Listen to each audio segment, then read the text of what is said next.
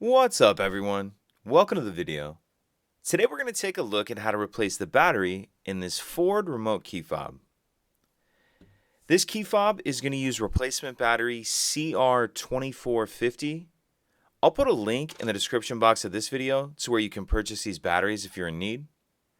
So the first thing we're going to do is remove the emergency key that's in the bottom of the key fob.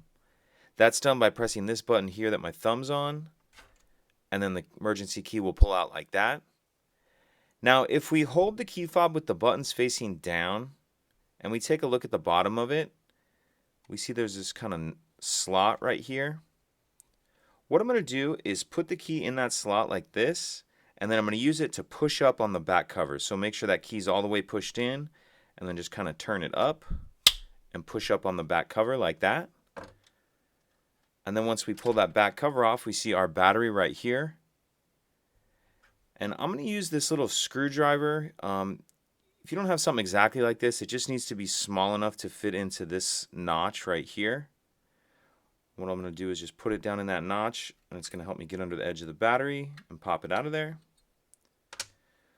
Pull the old battery out, and then we'll grab our new one. And we want to make sure that we're installing that with the plus side up.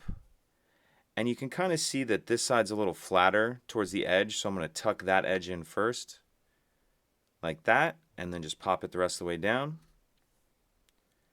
Then we'll grab the back cover, and I'm going to start the top of it on first, put it on there like that, and slide it up, and then snap it down. Slide the emergency key back in, and that's it.